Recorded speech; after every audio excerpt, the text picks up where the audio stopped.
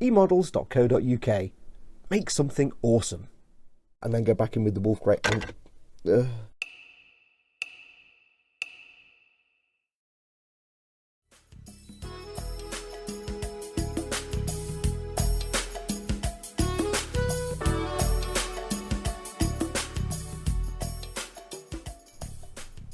Hey everyone, it's Foxx from Model Making Guru here. Hello. Welcome to part 3 of our build of the Takom 135th Panhard AML-90 light reconnaissance vehicle. Well, light armoured vehicle, let's get it correct.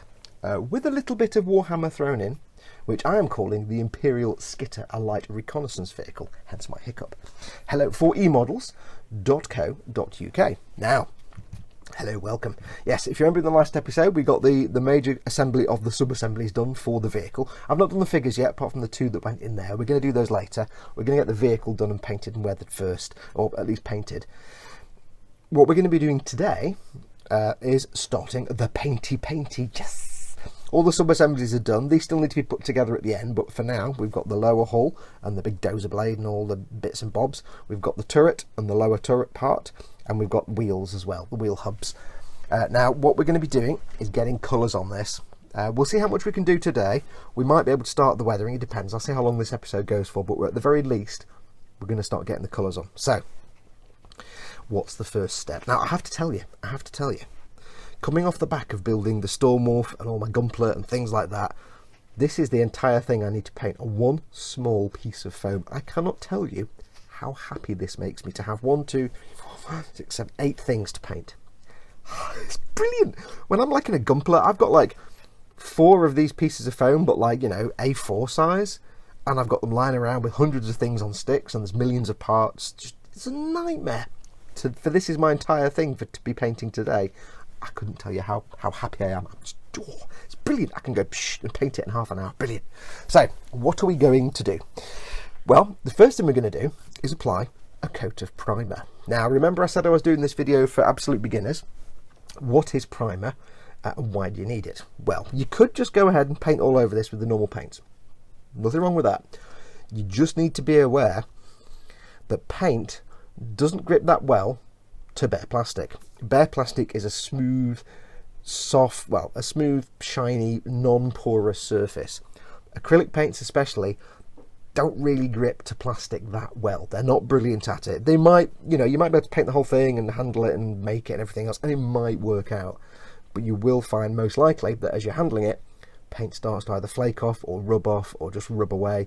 The whole point of a primer is that this is something that can bond to the plastic and then gives the paint something to grip to. Now this is the ultimate primer. It's the black one, the matte black. Now I'm going to be using this. You can get rattle can primers as well, and they're brilliant. My favourite is the Tamiya rattle can primers. They are by far the absolute best. But what we're going to do today is we're going to use the Airbrush Primer. Now I've always used rattle cans until I got some of this, because I tried primers and airbrushes before and it sucked. I got some of this. This is the bee's knees ultimate primer. You get it from eModels. Now, the reason I love this stuff is you can spray it on, you can get your airbrush and you can go blah blah blah, I'm not paying attention, I'm watching Coronation Street or something, like, you know, the Bill or something, la la la la la, I'm having my tea, la la la, and you can do that, not pay attention, slap it on, thank you Ted, and it will still come out gorgeous, because this stuff self-levels like a devil. It just flattens itself out. It's beautiful. You can put on too much and it will flatten out and it won't obscure all the details and fine things. This stuff is fantastic. So get yourself some. They do the black, they do various colours. They do a gloss black as well, which is brilliant for metallic things if you want shiny metallics and chrome effects. So we're going to be using that. And the reason we're using the primers in one of various ways bond to the plastic more than paint does. So the primer goes over the plastic, bonds to the plastic, gives a good grip, and then the paint has something to adhere to because it's got a microscopically rough surface that the paint can latch onto and stay on. So if you prime it and then you paint it, you have a much better chance of, throughout the building process as you're handling things, the paint's not going to come off. And more importantly, if you have to do any masking, then without a primer, you might find when you put your masking tape up, the paint goes with it. With a primer, it's less likely to do that. It might still do it occasionally if you're rough, you know, handle it a bit roughly, but you're less likely to have paint coming off when you take masking tape off. So the golden rule when you're making a model kit and you're just starting out, always, always, always, always, always, always, always, always, always, always, always, always, always, always prime your model. Now some people do just put down a layer of paint as a base coat, like they might say, I'll just paint it with some Tamiya flat black. There you go, it's got flat black base on it. It's not a primer. It's not going to grip to the paint, to the plastic, any better than all the other paints you'll put on. So always make sure you use a primer on your kit. It just means the paint's got something to grip to. So we're going to cover it in this, get it all blacked. Then what we're going to do is go in with our two colours. Now I have decided on a colour scheme. If you look at the Hydra kit from Games Workshop, the Warhammer Hydra kit, on the back there's a Wyvern, the alternative build, and it's this beautiful light blue and medium blue colour scheme with some red and white stripes, and it looks very World War II French. I like it. It's a really nice colour, and the guys kind of echo it in their armour, and I really like this, and it's better than just green or desert tan or something, so I'm going to do that. So I've got two colours. I have Vallejo Game Colour Steel Grey 72102, and we have Vallejo Game Colour 72047 Wolf Grey. A lot of the Game Colour colours are supposed to be stand-ins for the Games Workshop colours, the Citadel colours. They're not all exactly the same, and it's not got every colour, but they're supposed to be like reasonable facsimiles, so you can use these instead of the Citadel colours, which is why I'm using the game colour colours. So now I have tweaked these a little bit. I've added a little tiny bit of blue to the Wolf Grey, just to blue it a little bit, and I've added a little bit of the Wolf Grey to the Steel Grey, which is actually a blue, go figure, to make it a bit bluer. I can't remember exactly what colours I used. In the blue I added some electric blue, and I also added, I think, some night blue. Electric blue is 72023 and night blue is 72019. I think those are the colours I added. I only added a handful of drops to this because it was this kind of colour, but it just didn't have that kind of enough blue. I wanted it to be kind of blue tack coloured, a little bit darker. It was a little bit too light, so I added some of those, and this was just a little bit too white with not enough blue tint to it, so I added just a couple of bits of this. Now I've never used game colour before. I've used it like a little bit of brush painting, but I've never airbrushed it, and it is quite thick. So I'm going to be thinning this down. For thinning, I'm going to be using my good old trusty Ultimate Airbrush Thinner. Before you ask me about specific thinning ratios, no idea. I'm going to make it up as I go along because I've never used these before. The golden rule of thinning. You'll get people that harp on about this percentage of thinner to that percentage of paint and this and that. Just don't think about it that deeply. Don't get yourself tied in knots about percentages and measuring out paint. You want your paint to be the thickness of skimmed milk, thereabouts. That's kind of what you're looking for your airbrush. So that's what you want, skimmed milk. Don't worry about percentage of this and percentage of that. The Ultimate Primer, I'm going to spray neat. This stuff, if you have an airbrush of 0.35 or more, maybe even 0.3, it will spray through fine. To spray this, I'm going to use my 0.5mm Iwata Revolution. And then for the paints, I'm going to use my 0.35mm nozzle Neo for Iwata, my trigger action brush, just because I can't use a normal button airbrush for very long, it hurts my fingers. So this is a button airbrush, this one, the Revolution. This will go through fine. I don't need to thin it down at all. Ideally, you don't want to thin your primers. If you're spraying this through a Neo, or say a 0.35 nozzle or 0.4, you might want to put the pressure up. I tend to put my pressure about 25 psi. And when I spray these, if I get them about the right thickness, probably between 18 to 20 psi, maybe 15, it'll go down that low. We'll see how they come out in the mix anyway. So enough waffle, as I always do. I shall go and get ready. Now I'm not going to be spraying this in my spray booth because it's a pig to film in my spray booth. So what I'm going to do, I'm just going to put a sheet over my workbench. I will have the spray booth fan on to extract the fumes, but I'll put a sheet over the workbench and some newspaper, and I'll be spraying on there so I can film it for you. I will also be wearing my respirator. If you're spraying with an airbrush or a rattle, well, if you're spraying rattle cans, go outside and do it. Don't do it indoors. Everybody in the house will hate you and want to rip your lungs out and your face off and your kidneys through your nose. It's just horrible. It's toxic stuff and it smells. If you're airbrushing, just make sure you've got good ventilation. If you can have some kind of extractor fan, if you've got a spray booth, even better. Always wear a respirator, not a dust mask. The dust mask is for dust. A respirator is for paint fumes and aerosolized paint. If you just use a dust mask, you're still going to breathe the paint particles in. You're poisoning yourself. And people will say, oh, it's only acrylic, it's not toxic. Yeah, it's not toxic. But if I poured a litre of crystal clear spring water into my lungs, I'd die. So anything in your lungs is bad. So always a respirator. Anyway, I'll shut up now. I'll go and get everything ready, and we'll do some spraying.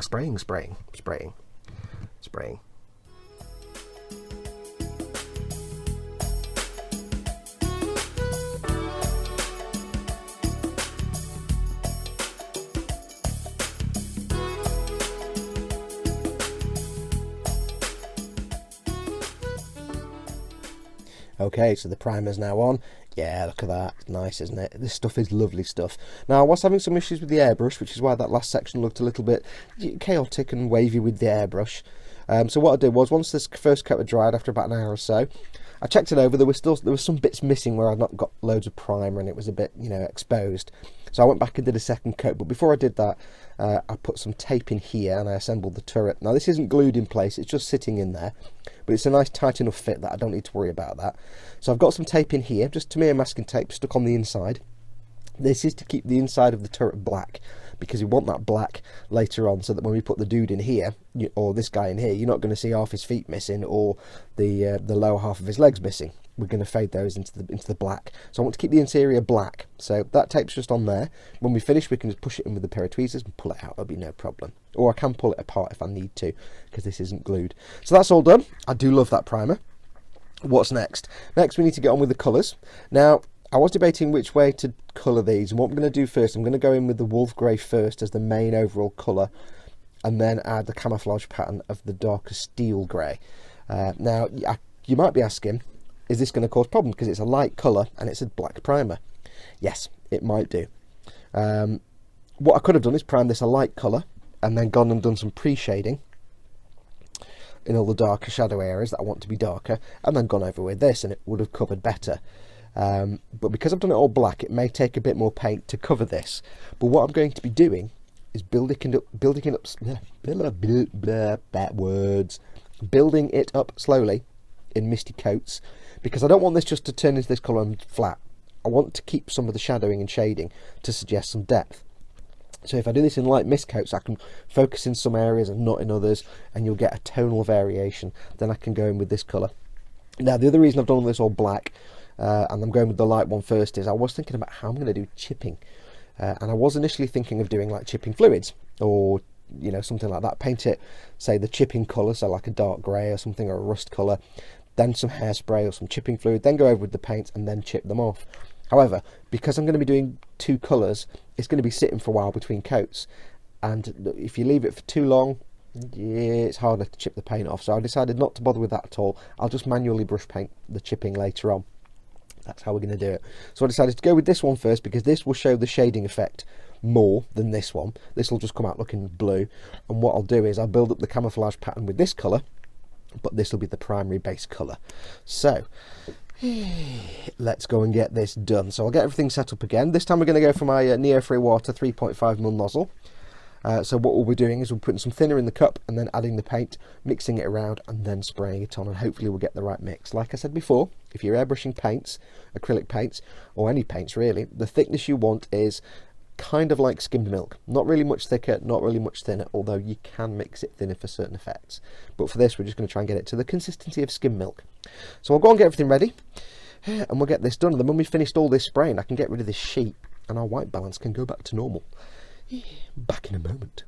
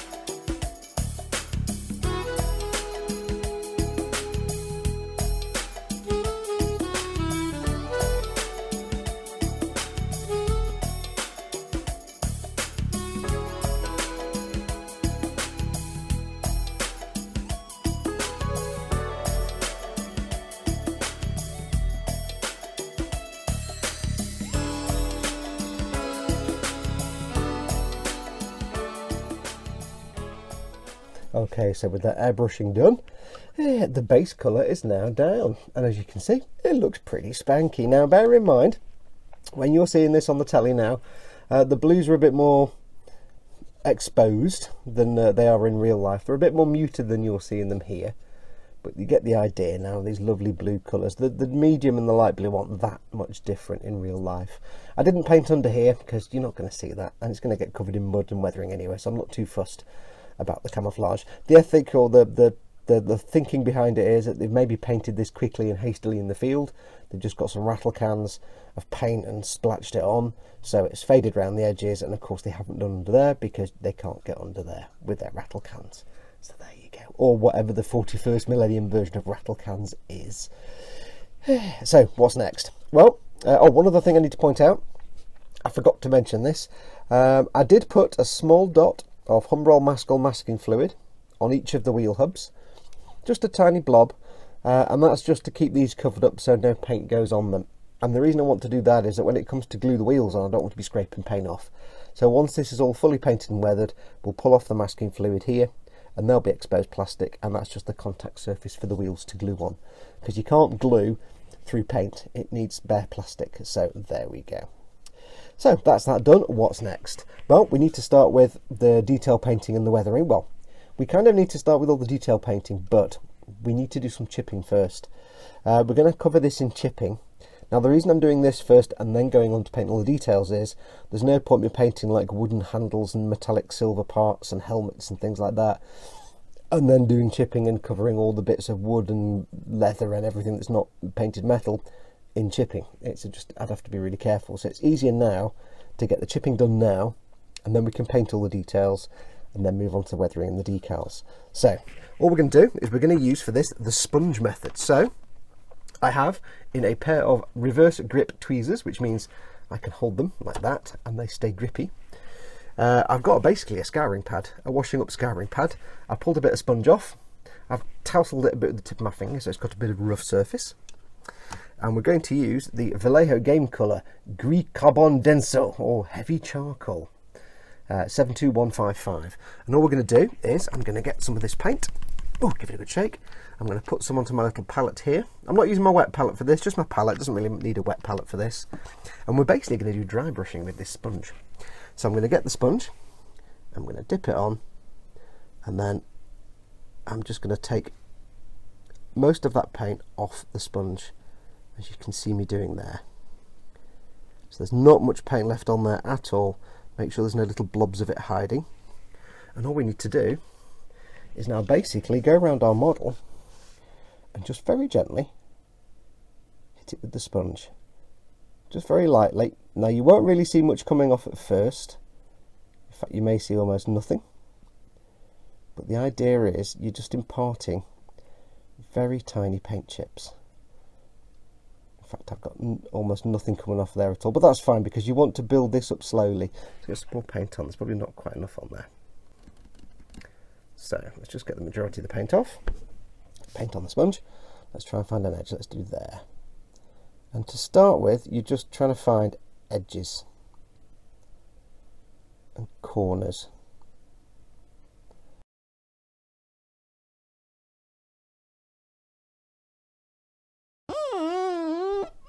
Okay, so you can see now after a little while, just building up some chipping with the sponge. It's looking nice and battered. Yes, I also went to town on the dozer blade here, but this is going to have some stuff built up on it, so this is a work in progress. So we've got these chips now, and you've got this one here, which is lovely. It looks like the paint's chipped off and been worn away by use or a bullet pinging off. Now it looks a bit extreme and a bit weird, but we're going to work more on it, and once we do all the weathering on top it will blend in a bit more, but for the moment we're going to do some extra bits. So what we've got next is we have the paint we used at the start, Wolf Grey 72047, put it in the middle of the screen dear. And what we're going to do, first of all we're going to use this colour, and we're going to use this colour over some of the chips on the darker blue areas. Let me find one that's a good one to start on, like this one here where there's the darker blue, because if we use this colour on the light blue areas of course it'll be the same colour. So we're going to do two colours. We're going to use this one first of all on the dark blue area. So I've got some on my wet palette. Let me get some water in the paint. I'm going to thin it a little bit with a little tiny bit of water, not too much, just a bit. Okay, so got some on the palette, got it thinned a little bit. Let's do on this one, let's do that one up there. So I've got my very fine 000 Winsor & Newton very fine brush. I'm going to get some paint on the brush, and again it's a little bit thinner than you normally do, but always thin it with some water. And what we want to do is we want to basically work around the edges very subtly, as subtle as we can. Got a bit too much paint on the brush there. Around these chips, just little tiny dots and marks, just to give a sort of 3D effect to them. Let's find another one. Let's find this one down here. Now logically with a paint chip, if you're doing it super realistically, you should paint this on the edge that would catch the light. So normally it would be the bottom edge, say down here, because this would catch the light. But we're going to be a bit creative and just get a kind of interesting look.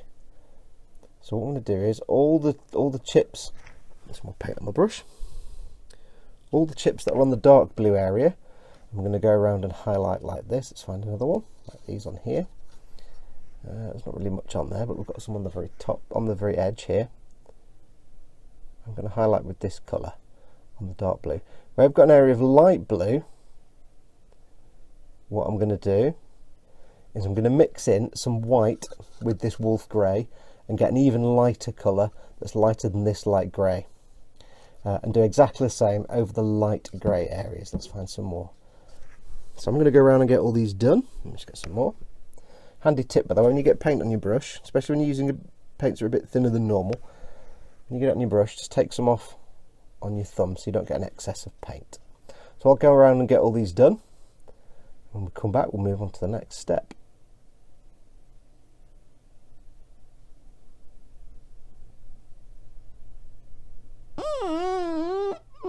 Okay, so that outlining is now done. It's very subtle. You can see it in a few places. It's not dead evident. It's not like massively evident. You can't see it everywhere. Let me get a pointy stick. But you can see it on things like that there, or this edge here, which is just off shot. This edge here. You'll definitely see it on the back of the dozer blade. You can see like on these little chips here and around the edges, and on this edge here.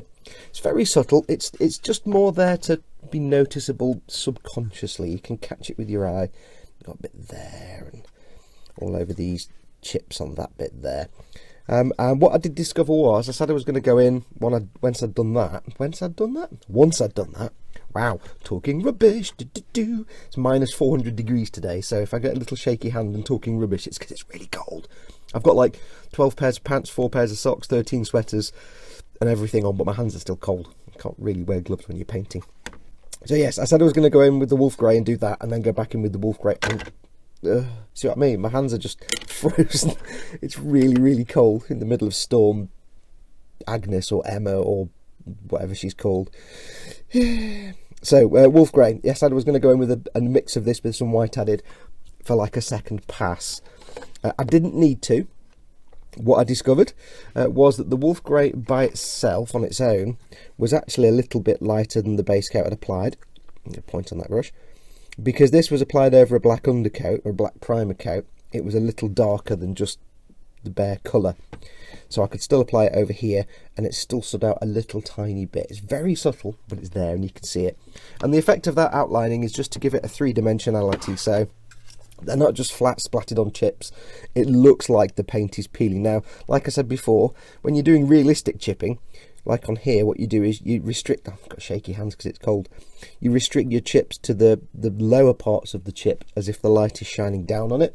But I didn't want to go for too realistic because that's kind of boring. And this is a ridiculous model anyway. So like on this one here, we've put like highlights at the top. It doesn't matter. It just makes it more visually appealing. So what's next? Next, we want to do more chipping. More chipping. Yes, we want to do a bit more chipping. Now, if you remember, I'll just move this out of the way. If you remember, the idea of the chipping was to suggest that there's the blue paint on top and there's dark grey as like a primer coat underneath. We want to suggest in some places that the primer coat's been chipped away and underneath you've got bare metal that's been exposed to the elements. And if this was like a spaceship or something, we'd say it's space metal and just looks like metal. But this is Warhammer, where this tank could have been in the field for 100 years, 300 years. It's, you know, reproduced off a pattern that's thousands and thousands of years old. You have to kind of know the backstory. But this tank could have been in the field and operating for hundreds of years. So we're going to give it some battering. So we're going to use 70982, which is Cavalry Brown. Do it on camera, do. Cavalry Brown. And we're going to be super subtle with this. We're just going to do exactly the same as we did with the original chips. Well, apart from not using a sponge. So I've got some on my wet palette. I've got a little bit of water in it. Always thin your paint whenever you're brush painting. Add a little bit of water to the paint. And I've come down to the desk now because it's fiddly work and it's easier than holding it up. And all we're going to do is, not on every chip, but on some chips, we're just going to add little rusty chips. And we're going to try and roughly follow the shape of the chip. And you can do as much or as little as you like. So I might do just some of the bigger chips.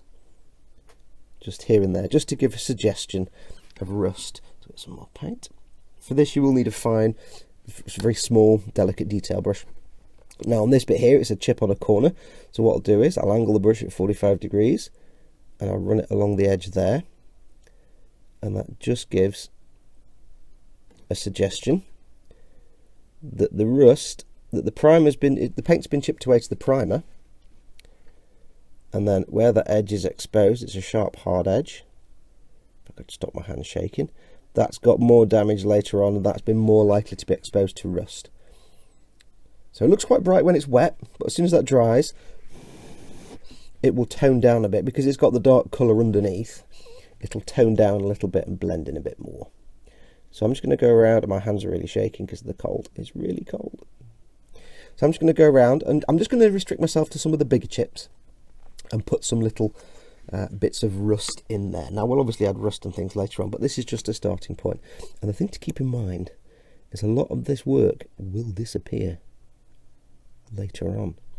Also, the thing to keep in mind is I can't actually see what I'm doing. Hooray!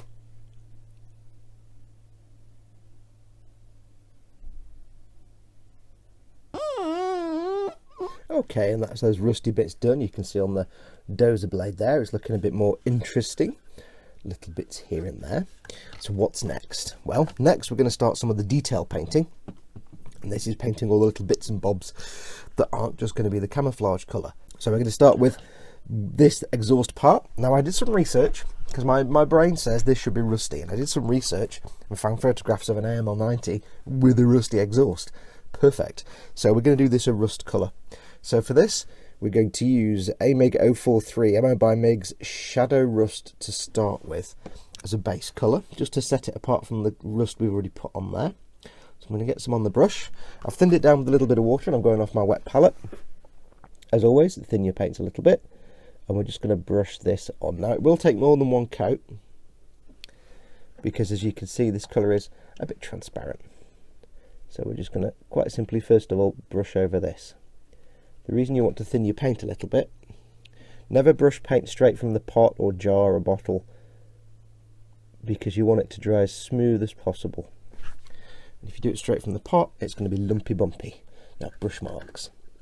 So always try and do it with a little bit of water, or depending on the paint, thinner. These are water based, so always go for water.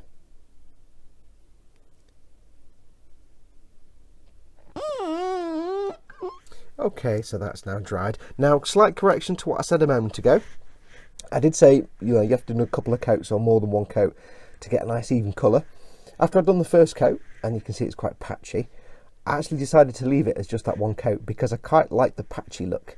It's just a bit rough, it's a bit natural and random, and there are just hints of the blue underneath, which is kind of suggesting where there's paint just clinging on to the surface that hasn't been pulled away or thrown off by the rust.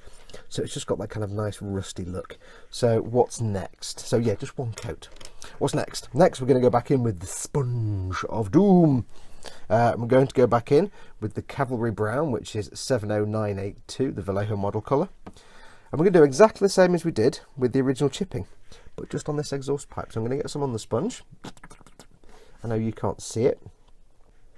And then what I'm going to do is just very carefully and very gently sponge on some of this. Now this is a lighter, brighter colour, so it's going to stand out against the darker brown.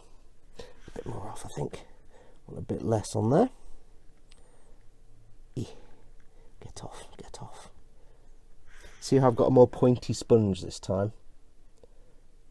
So I'm going to get some on there. I'm going to turn it over. Now I know this will be out of focus for you, but this is so I can see what I'm doing. It's also off camera. So I can see what I'm doing, because I want to get some underneath. Just dab some on. All over.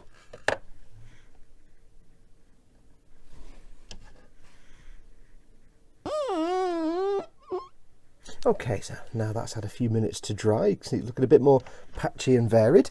Time to go in with one last colour, and this is more sponge work.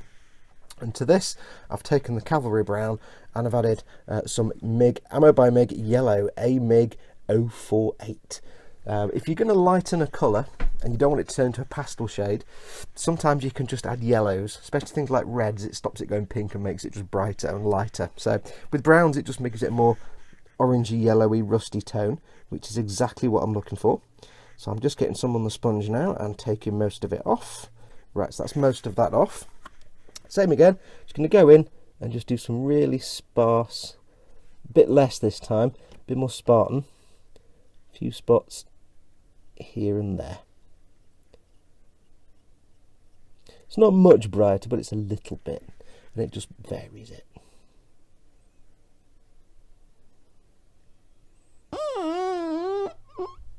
Okay, and that's the rust now done. Nice patchy looking. Now there's more to go on this, but that'll get to the stage later on. We're doing washes and filters and things like that. So what is next? Next, I'm going to do the things that need to be a kind of khaki colour. So things like rucksacks, we have straps on the barrels. Now I did some research with Ted and, nearly said Ted and Foxx then. That's like when Ted said Chris, Ted and I on the stream last week. With Tony and Ted, and they were saying that in a lot of times when you get things like barrels and stuff on the back of vehicles, they're done with what are they called, like clamp ties, where you pull it tight and then you lock it down, and they're often canvas, so I'm going to do a kind of canvassy effect on those. What else do we have? Not there's anything else on there. On the turret we have the bed roll on the back to do. Apologies for my shoddy camera work, camera's in just the wrong place. So not many things, but I want to get the backpacks and things done. Oh, there's that thing there as well. I want to get the backpacks and things done first, because there's other things to paint on there, so I may as well get the base colour down for the backpack. So for that we're going to use heavy khaki 72149 from the Vallejo Game colour. It's the extra opaque. These got extra pigment, like they're kind of like Citadel base colours. They're a bit thicker and got more pigment to them. So I'm going to get some water on my brush. I've got some on the wet palette as always. As always, thin your paint a little bit and go in with more than one coat if you need to. Now for this I probably will need more than one coat, but we'll find out. So let's get this painted. Hopefully this is on camera. Yeah, you can see there, you can still see some of the paint showing through, the blue. So I might need to do a second coat. We'll see how it goes. Get some more water because the paint's a little bit thick. Let's get going.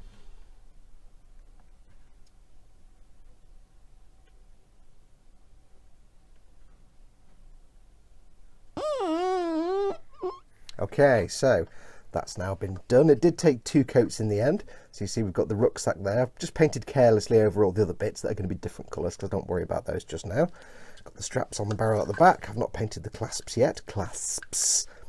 We have the whatever that is there, and on the top, on the turret, we have the little bedroll on the back. So they're just all painted. I've not painted the straps or clasps or anything, just literally got that base colour on. Took 2 coats to get a nice even colour. So what's next? Next, I want to paint the interior of, or the inside surfaces of these hatches. And I'm going to make this up completely, because obviously they shouldn't have the same camouflage colour scheme as the outside, because they wouldn't be open when they sprayed them. So we're going to paint these a different colour. Now if you've seen my Space Wolves at Stormwolf build, you'll recognise this colour. Give it a good shake. It is Ammo by MIG US APC Interior Green AMIG-082. This is basically the colour I used on the inside of my Stormwolf, because it's an armoured personnel carrier interior green, so it's quite a good colour. So I'm giving it a good shake. I've not been showing you my wet palette, have I? No, I keep forgetting that. If you want to know how to make a wet palette, get yourself a shallow plastic tray of some sort. This is the lid for a sandwich box. Get some kitchen roll. Get a piece of parchment paper, kitchen cooking parchment paper, not greaseproof paper, not foil back paper, not tissue paper. Has to be parchment paper because it has to be ever so slightly permeable for the water. Soak it all in water, drain the water off. This paper is damp, the tissue is soaking in water, but it's just damp now. It allows a little bit of water through. When you use water-based paints like these, the ammos or the game colours or the normal Vallejo colours or the Citadel colours, anything like that, then it keeps them moist for longer. They don't dry out. If you use a piece of paper or card or a tile or a glass bowl or sort of glass plate or something as your palette, they dry out really fast. They don't. They stay workable and moist. So I'm going to give it a jolly good shake. Going to see if I can get the lid off. Put some on the wet palette of wet palettes. Don't need a lot. We're going to add a small amount of water, and we're going to knock the camera. Got a small amount of water just to loosen it up a bit. Now these ammo paints are quite thin by themselves, so you don't need a lot of water. And they are fairly translucent, so you probably need 2 or 3 coats for this. And all I'm going to do is paint the inside of these hatch covers. Now you can see there it's quite thin. I'm going to take some of the excess off. It's quite thin and runny, so I've got to be careful. And to make sure I don't go over the edge, I'm just going to go up to the edge at about 45 degrees. Now I will need to paint the inside, the edge there, but not the outside, so I'll have to do that carefully. I'll do that when I'm not filming. So I'm just going to paint the flat surfaces here and these edges. The idea being that they're painted green at the factory. This stuff is typically zinc chromate, which is sprayed directly onto bare metal. So we're not going to do any black paint chipping on here, but we will do some chipping with a metallic colour. So on the interior there's no paint at all. There's just this zinc chromate coating. There we go. And then hatches are closed when they paint the vehicle. So the inside of the hatches stay green and the outside goes blue. So I'll get these done.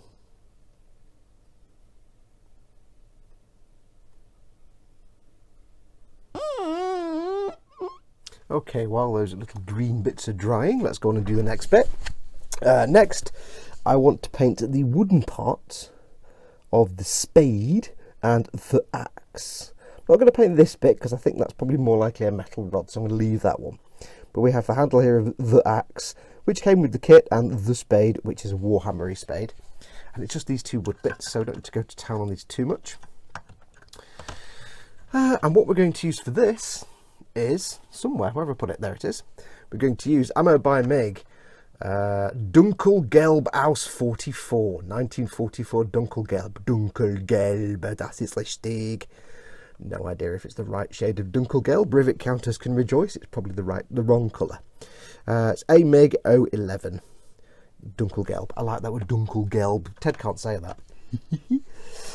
So dead simple. All we're going to do is we're going to first of all start the wood with some Dunkelgelb. So I'm going to get some on the brush. I've decided with these ammo paints, I'm not actually thinning them with water other than whatever water they pick up from the wet palette, because they are that thin. So this is fairly straightforward, this bit. Just going to focus on the wood parts. And like with the rust, I don't mind if this is a bit patchy and not particularly bold, because I want to suggest variation in the colour.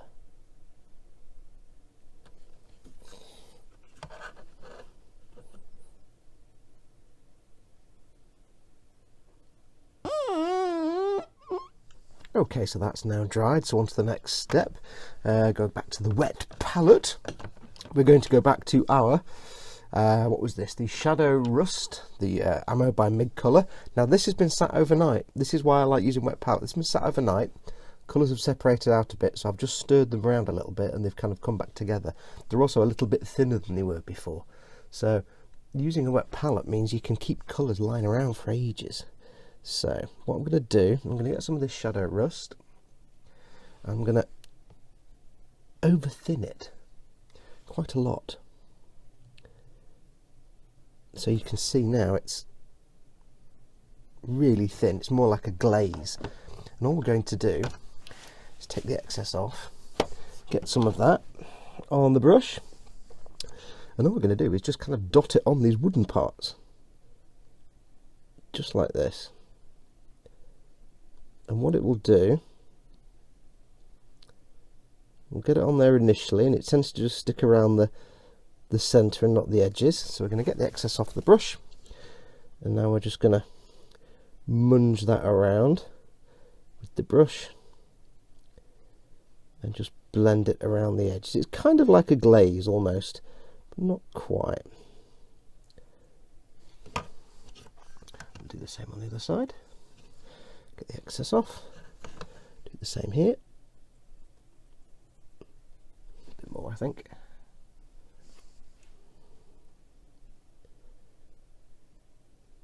There we go.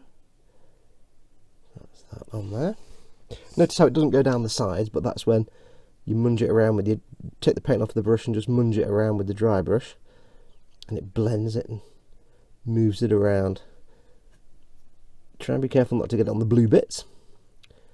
Okay, so that adds some little patterning there, and what I'll do is I'll probably do that 2 or 3 times and go over with more and more coats, just give it a couple of minutes to dry, and it hopefully should build up a nice kind of woody colour.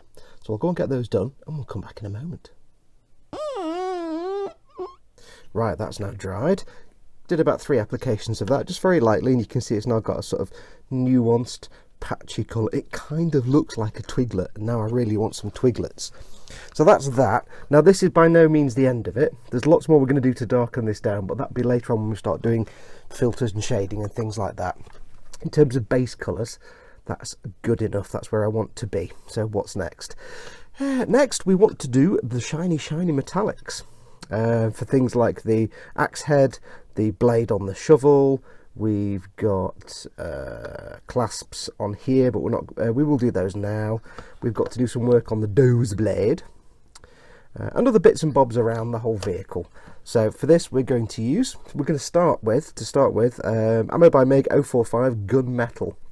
Now some of these are going to be bright silvers, but we're going to start with a darker colour because we'll brighten it up later. So sometimes traditionally what you do is you do a light colour, like a light metallic colour, and then darken it with washes. We're just going to start with the darker colour. So all I'm going to do, I've got some of the gunmetal on my wet palette, as always. Again, these MIG paints are thin enough that you don't really need to add water to some of them, especially the metallics. And we're just going to paint over the base metallic colours. So we'll get these done. Now it's not all going to be brush painting. Some of it will be sponging.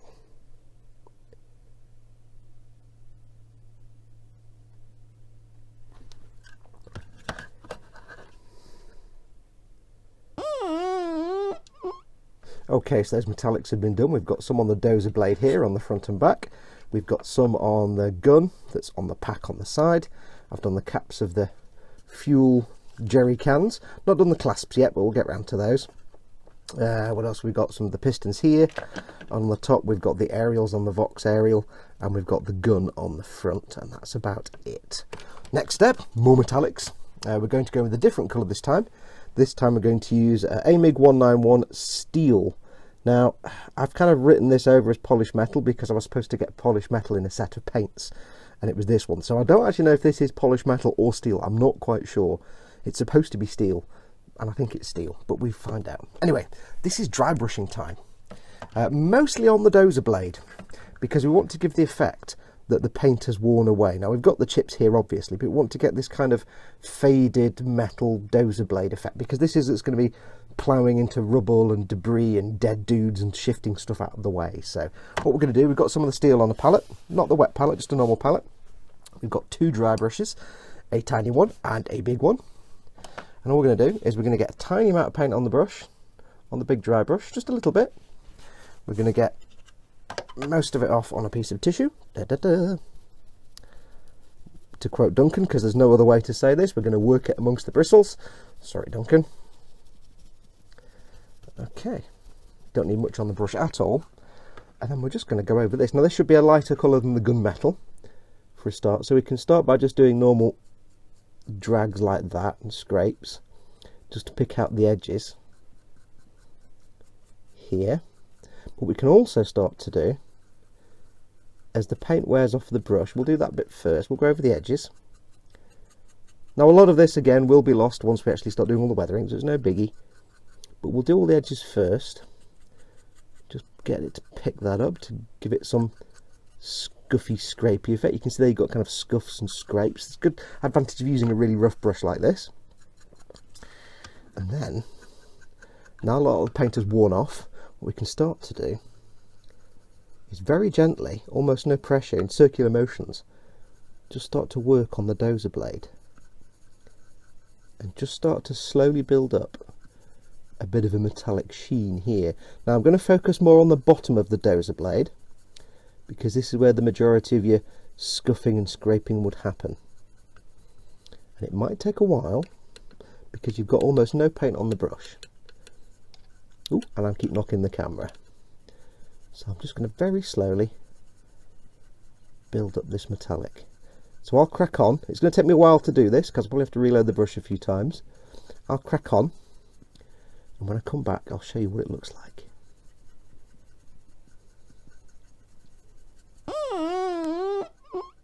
Okay, so you can see now the kind of effect I was going for.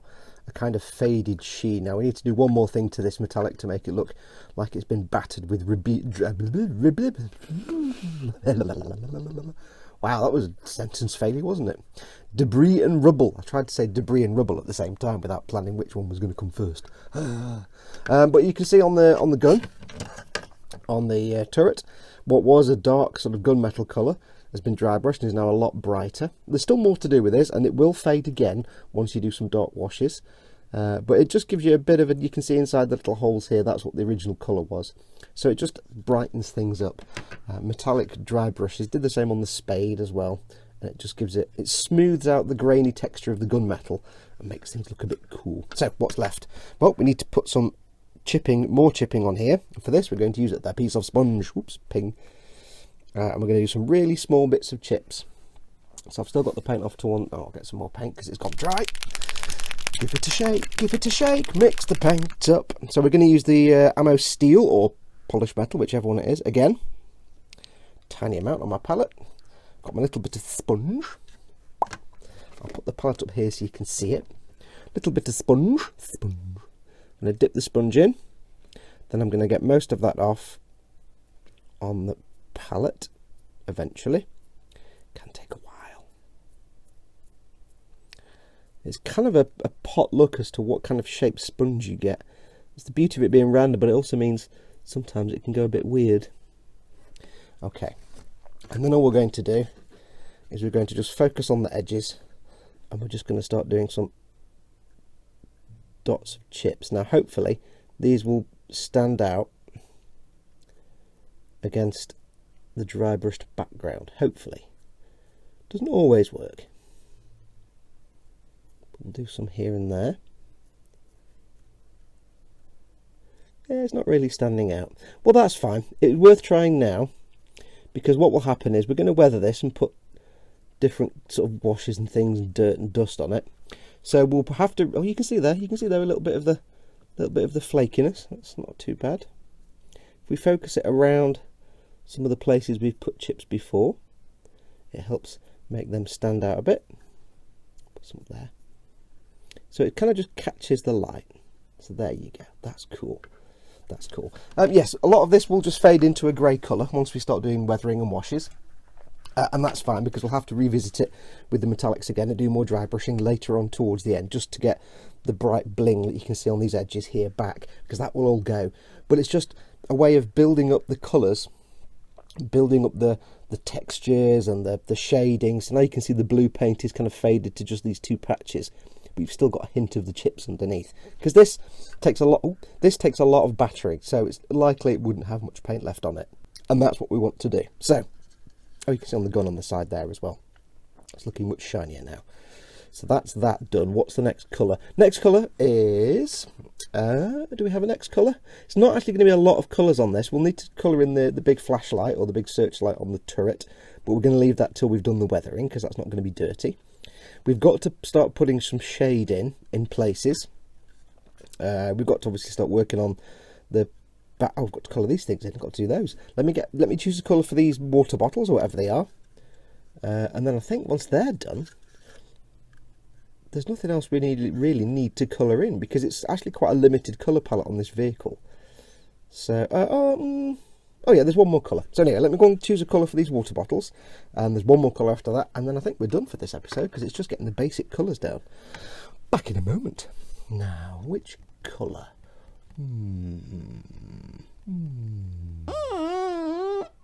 Okay, so I've chosen a colour for these, what I'm assuming are like bottles or water bottles. We're going to use MiG, Ammo by MiG, AMIG 077, dull green. It's the accountant of the green world. So I've got some dull green on my wet palette of wet palettes.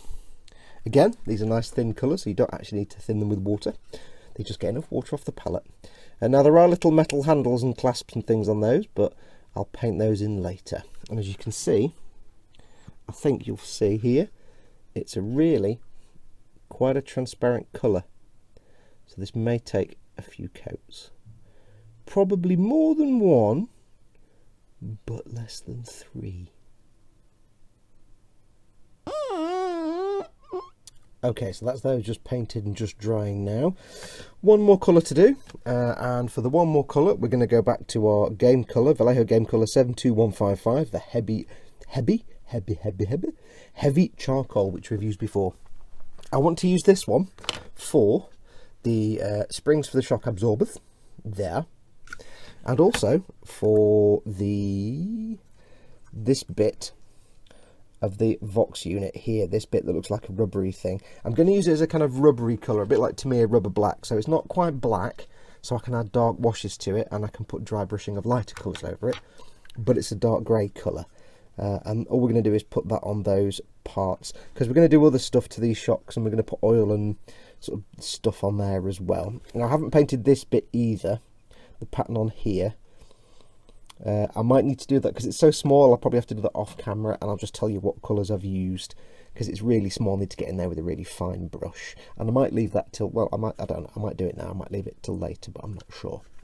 So again, I've got some heavy charcoal on my palette. Now this is the game colour, so it's actually thicker than the ammo colour, so I do need to add a little bit of water to it. Get a bit of water on there, get the excess off on my hand, and we'll just paint in to shock absorbers, just the springy part. I don't know why I'm painting this dark colour, I just think it looks kind of cool. Now it is a little bit watered down, so it kind of mostly goes into the recesses, but that's cool. That works for me, so I'm happy with that. So I'm just going to go around and paint all these. Can't see them, they're too far away. It's just to make them stand out, and then once I've done those, I also need to do this bit, so I'm going to do that bit. I'm going to do this as well, just this rubbery thing here, which I'll assume is like a kind of stretchable rubber kind of sleeve that goes around the antenna housing. So I'll do all this. So I'll get all this lot painted, and I think we're about done with the base colours. I think. I'll double check and make sure there's nothing else I need to do.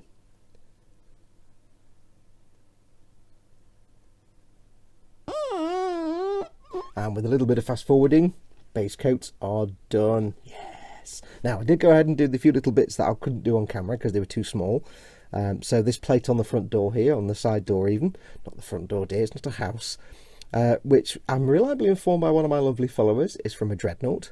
This was just finished off in the ammo steel, the heavy charcoal, and a kind of mix of the khaki and some brown, just to give this tan colour. Now this will end up being like a sort of light coloured parchment, but at this stage we're just keeping it this colour because we're going to darken it with shades and, you know, washes and things like that, and then build up the layers on top.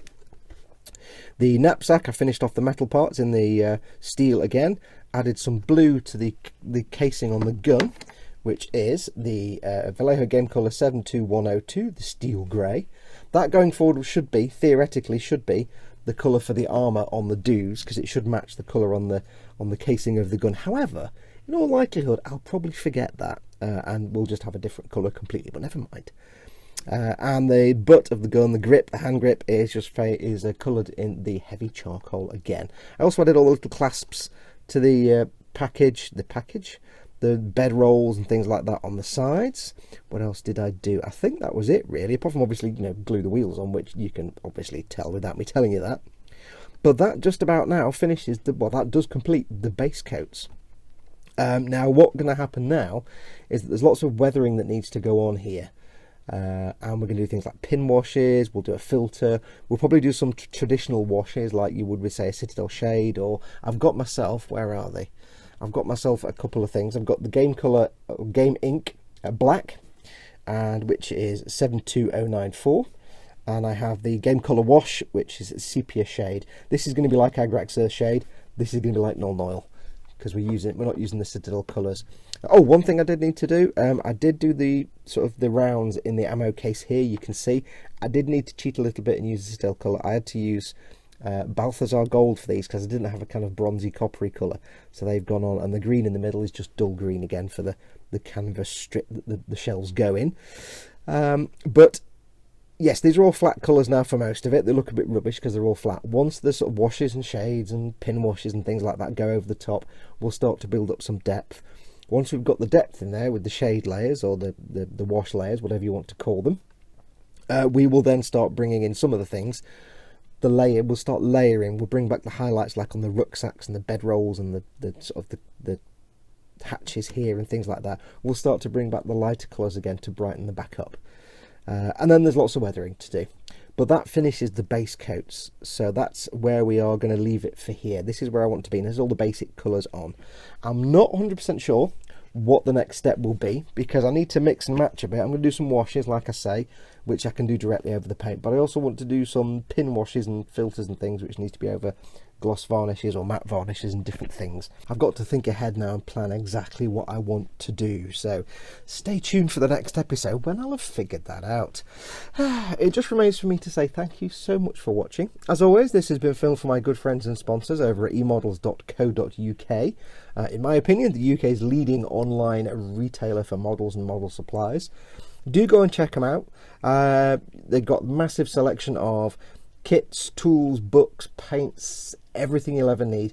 We always say if they haven't got it, you don't need it. There's always the slim chance that occasionally you might go in and not be able to find a specific thing, but if that is the case, it either means it's just out of stock temporarily, or maybe it's just something they don't stock, but they can probably get it for you. So if you ever can't find something, drop them an email. They'll either be able to let you know when it's back in stock, or they'll be able to get one for you most likely anyway.